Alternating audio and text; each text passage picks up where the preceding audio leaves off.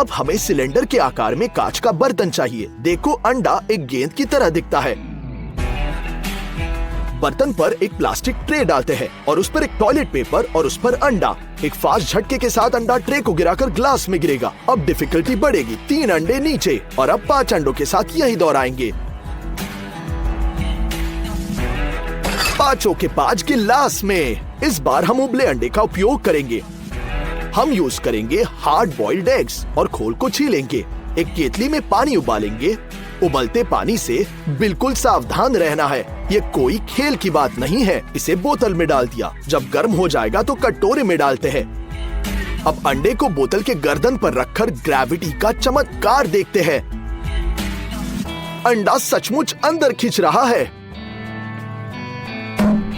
क्या आपने आवाज सुना? आइए फिर से करीबी एंगल से देखते हैं।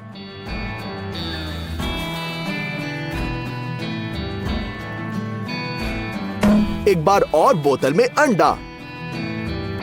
यही ट्रिक कागज के जलते हुए टुकड़े के साथ भी कर सकते हैं। ऑक्सीजन जल जाएगा और अंडा तेजी से खींचा जाएगा। लेकिन इसे बाहर कैसे निकालेंगे? अगले प्रयोग के लिए मुझे ये फिश टैंक मिला। कैसा व्यू है? टैंक को लगभग पानी से भर देंगे, बिल्कुल सतह तक। अब हम कच्चे अंडे को अंदर तोड़ते हैं।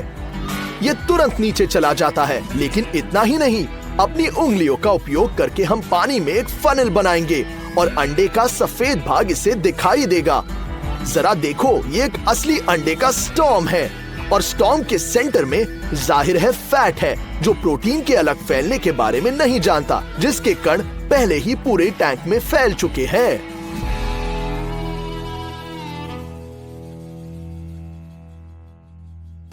अगले प्रयोग के लिए हमें एक खाली शेल की आवश्यकता होगी। लेकिन पहले मैं आपको दिखाऊंगा कि इसे कैसे बनाते हैं। सबसे पहले हम अंडे के विपरीत किनारों पर 2 छोटे छेद बनाएंगे। अब एक प्लास्टिक की बोतल लेंगे और तल में एक छेद करेंगे। पानी से भरेंगे जो तुरंत छेद से बहना शुरू कर देगा। अब हम प्लास्टिसिन के साथ बोतल की गर्दन पर तैयार अंडे को फिक्स करते हैं। ऐसे अच्छे से फिक्स करना है।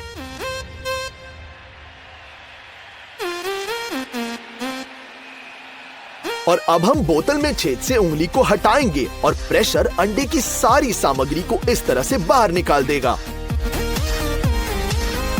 पानी में शेल को धोते हैं और बची नमी को हटाने के लिए छेद में से पानी निकालेंगे। अब शेल को सिरके से भरे कांच की कंटेनर में हम डाल देते हैं। अच्छे से डुबोना है। इसके इफेक्ट में कैल्शियम, जो अधिकांश रूप से इस शेल में होता है, वो घुल जाता है। हालांकि आंतरिक लेयर बरकरार रहेगा। सिर्फ छिलका बचेगा। 1-2 दिन बाद हम सिरके से छिलके को हटा देंगे। इसे अच्छी तरह से धोना है। अब सभी अतिरिक्त नमी को हटाने के लिए हम ड्रायर से सुखाते हैं। छिलके को फुलाएंगे ताकि अपने ओरिजिनल अंडे के आकार में लौट आए।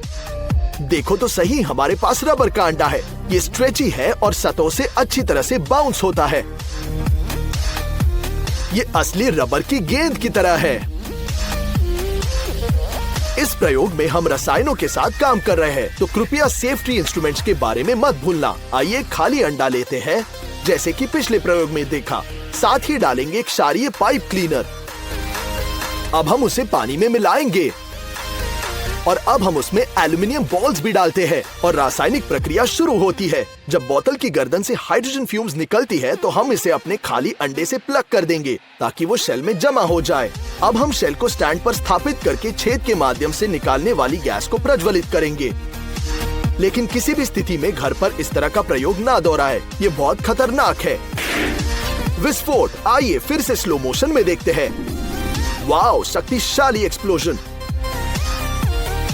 खैर, अंत में हम एक साधारण चिकन अंडे का एक छोटा क्रैश टेस्ट करेंगे। हम डक्ट टेप के 2 कॉइल के साथ अंडे को फिक्स करेंगे और धीरे धीरे ऊपर 3.2 किलोग्राम वजन वाले स्टील का वेट लगाएंगे। आइए देखते हैं कि कितना झेल सकता है। 3 किलोग्राम, 6 किलोग्राम और 9 किलोग्राम। क्या ये झेल पाएगा? ओ 12 किलोग्राम और बढ़ाते रहेंगे। इसी बीच वजन 16 किलोग्राम हो चुका है। देखो, क्या और डाल सकते हैं?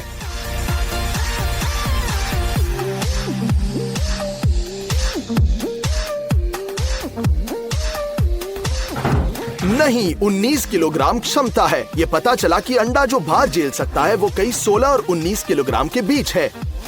ये जितना दिखता है कि आप देख सकते हैं, ये जलता नहीं है, केवल धीरे धीरे पिघल रहा है।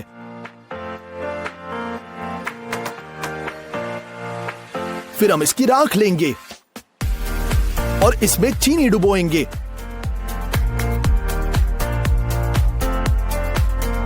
अच्छे से पलटते हैं। फिर हम आग में लाएंगे और इस बार चीनी जलने लगती है।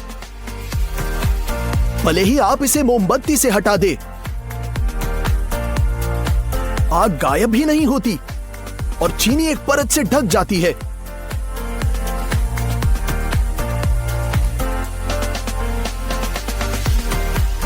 और फिर फट जाती है, ऐसे ही। लेकिन कभी कभी चीनी बिना विस्फोट के जल सकती है। ये देखिए, ऐसे। आपको क्या लगता है यहां हो क्या रहा है?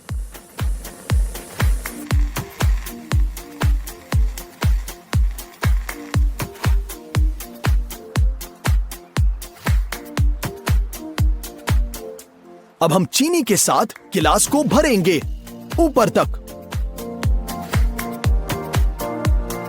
और फिर इसे गर्म पानी में डुबो देंगे। थोड़ी देर बाद चीनी पानी में घुल जाती है। 10 मिनट बाद पूरी घुल जाएगी और कुछ तल पर पड़ी रहती है। अब लिक्विड में थोड़ा पोटेशियम पर मैंगनेट जोड़ेंगे। जैसे कि आप देख सकते हैं, यह तल पर चीनी को डुबोए बिना सतह पर रहती है। भले ही हम इसे हिलाएं, रंग सतह पर ही रहेगा। साधारण पानी में पोटेशियम परमैंगनेट तुरंत नीचे की ओर जाता है और पानी के साथ मिल जाता है। हम कितना भी मिक्स करें, परिणाम वैसे ही रहता है। और 20 मिनट के बाद लिक्विड भूरा हो चुका है। हालांकि चीनी के साथ कुछ नहीं बदलता। आइए एक गिलास में हरी डाई और दूसरे में आयोडीन मिलाने की कोशिश करेंगे और हिलाएंगे और वैसे ही परिणाम मिलेगा। और अब एक ट्रिक करते हैं, ध्यान से देखना। चलो एक नंबर चुनते हैं और इसे एक शुगर क्यूब पर लिखेंगे। हम इसे पानी में फेंक देते हैं और अच्छे से हिलाएंगे। अब हम पानी पर अपना हाथ पकड़ते हैं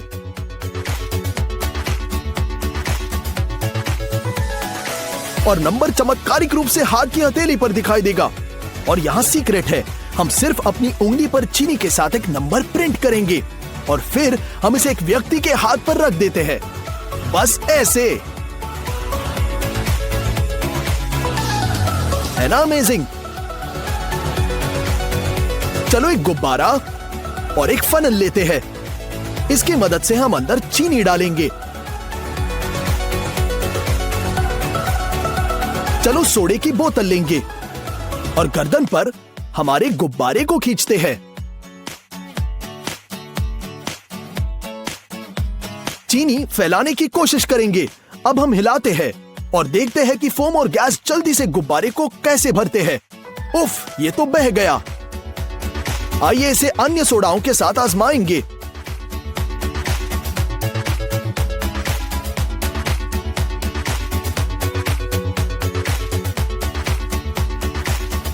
कुछ भी कहो, लेकिन कोला वाला सबसे शक्तिशाली परिणाम निकला। ये नहीं फट रहा।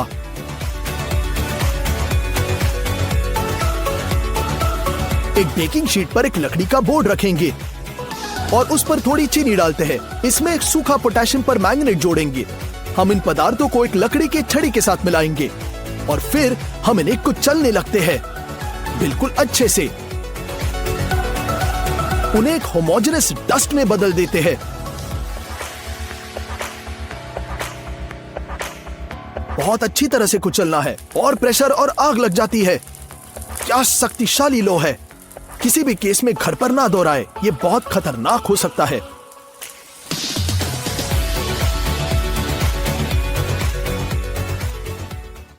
आइए एक फूड रैप लेंगे और इसमें से 2 समान स्क्वायर्स बनाते हैं। प्रत्येक पर लगभग 2.5 बड़े चम्मच चीनी डालेंगे।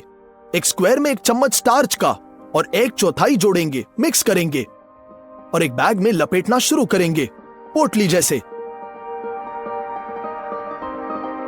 हम इसे सपोर्ट के लिए धागे से बांध देंगे।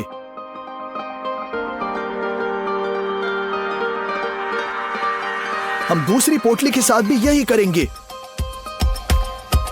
लेकिन एक अलग रंग के धागे के साथ। एक्स्ट्रा काट लेंगे और दोनों बैगों को एक कटोरी पानी में 30 मिनट के लिए रख देते हैं। फिर उन्हें बाहर निकालते हैं। अब पानी के साथ कंटेनर में आयोडीन जोड़ेंगे और इसे डिसॉल्व करेंगे।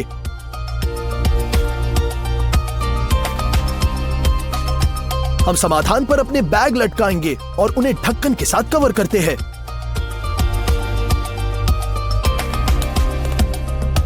12 घंटों के बाद चेंज दिखाई दे रहा है। स्पष्टता के लिए चीनी खोलेंगे। शुद्ध चीनी के साथ लगभग कुछ भी नहीं हुआ है, लेकिन स्टार्च से मिश्रित चीनी एक राख रंग में परिवर्तित हो गया।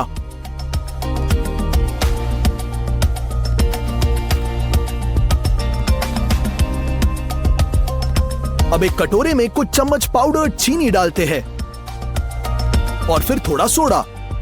अब हम एक बेकिंग शीट पर रेत डालेंगे।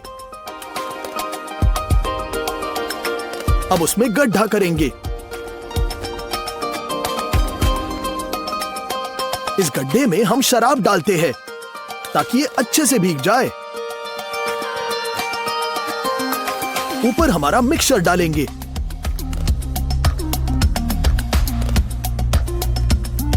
इसे जलाएंगे और शराब को लाइट करते हैं। एक रासायनिक प्रतिक्रिया तुरंत शुरू होती है। मिश्रण काले मशरूम जैसे ग्रोथ में बदलना शुरू कर देता है, जैसे TV series one of us से मॉन्स्टर्स। ये डरावना दिख रहा है, लेकिन साथ ही आकर्षक भी।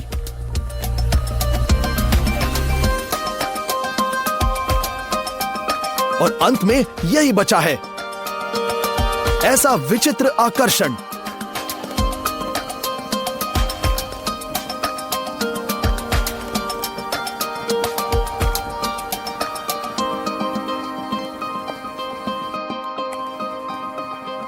है ना अमेजिंग?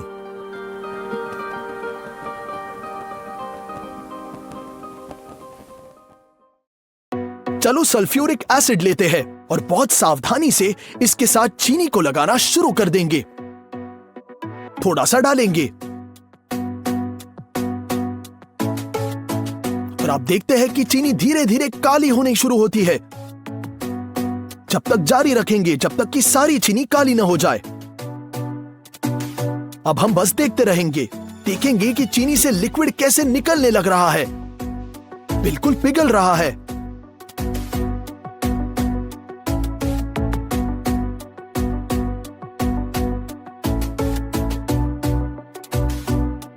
फिर ये सारा टूट जाता है और विचित्र रूप से बढ़ने लगता है, तेज और भी तेज।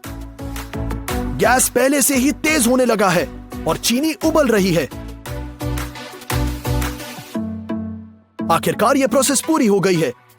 चीनी नरम चिपचिपे काले रिमेन्स में बदल जाती है। ये एक बड़ा प्रयोग करने का समय है। दानेदार चीनी के साथ ग्लास जार को लगभग आधे तक भरेंगे।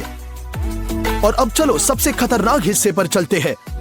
अंदर सल्फ्यूरिक एसिड डालेंगे और रिएक्शन शुरू होने तक जितनी जल्दी हो सके सब कुछ हिलाना शुरू करते हैं।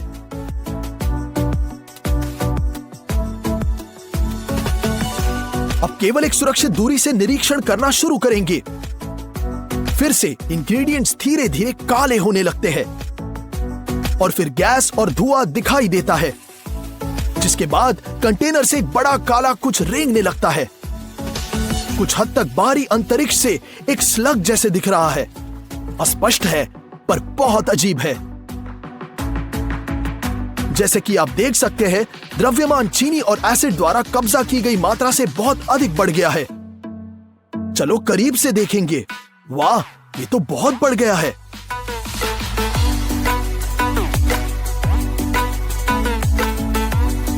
बहुत ही अजीब लग रहा है और गर्म भी है।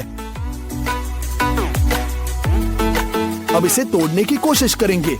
हाथों से आसानी से टूट जाता है। हम कंटेनर से अवशेषों को बाहर निकालते हैं।